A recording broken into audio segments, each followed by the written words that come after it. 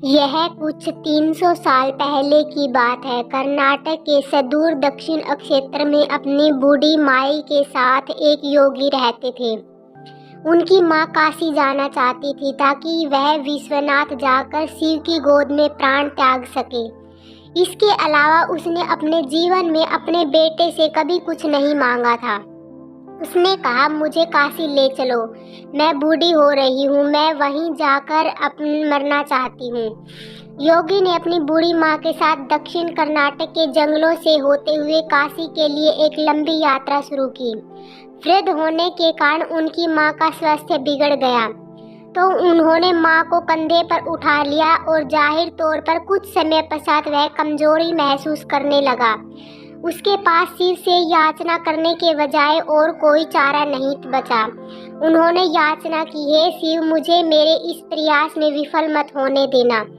बस यही एक चीज है जो मेरी माँ ने मुझसे मांगी है। कृपया मुझे इसे पूरा करने दे।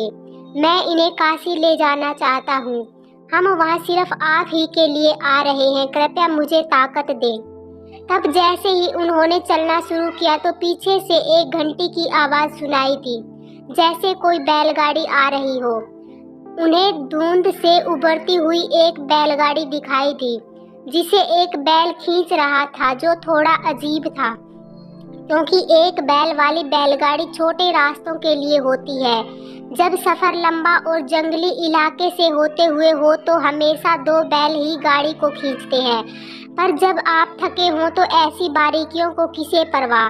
गाड़ी नजदीक आई पर वे चालक को नहीं देख पाए, क्योंकि चालक लबादे में था और बाहर धुंध भी थी। मेरी माँ बीमार है, क्या हम आपकी खाली गाड़ी में यात्रा कर सकते हैं? उन्होंने कहा। अंदर बैठे व्यक्ति ने सिर हिला के हाँ कहा। वे दोनों गाड़ी में बैठ गए और बैलगाड़ी आगे चलने लगी। कुछ समय बाद योगी का ध्यान इस ओर गया कि जंगली रास्ता होने के बावजूद भी बैलगाड़ी बहुत आसानी से आगे बढ़ रही है। तब उन्होंने नीचे देखा और पाया कि पहिए घूम नहीं रहे हैं। वे रुके हुए थे, पर गाड़ी आगे बढ़ रही थी। तब उन्होंने बैल की तरफ देखा और पाया कि बैल बैठा हुआ था, पर बैलगाड़ी चल रही थी। तब उन्होंने चालक की ओर देखा और पाया कि वहाँ सिर्फ लबादा ही था। उसने अपनी माँ की ओर देखा।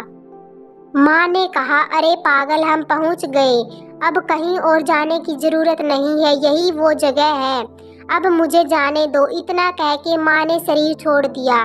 बैलगाड़ी और चालक सब विलीन हो गए।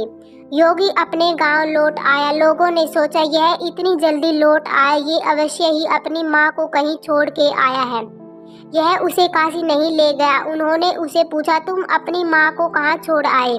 उसने उत्तर दिया, हमें वहाँ जाना नहीं पड़ा, शिव खुद आए थे हमारे लिए। क्या बकवास है? उन्होंने कहा। योगी ने उत्तर दिया, मुझे फर्क नहीं पड़ता कि आप क्या सोचते हैं, वे आए थे हमारे लिए और यही सच है।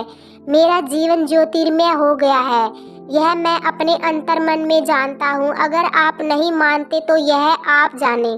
तब उन्होंने पूछा, ठीक है, हमें कुछ ऐसा दिखाओ कि हम माने कि तुमने सच में शिव को देखा है और वे सच में तुम्हारे लिए आए थे। योगी ने कहा, मैं नहीं जानता, मैंने उन्हें नहीं देखा, मुझे सिर्फ एक लबादा दिखा। वहाँ कोई चेहरा नहीं था, वहाँ कुछ नहीं था, वह खाली था। अचानक सबने देखा कि वह खुद वहाँ नहीं थे, सिर्फ उनके कपड़े ही दिखाई पड़ रहे थे।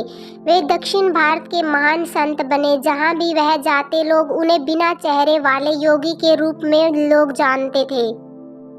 कहानी अच्छी लगी तो कृपया लाइक और चैनल को सब्सक्राइब जरूर करें। ओम नमः शिवाय।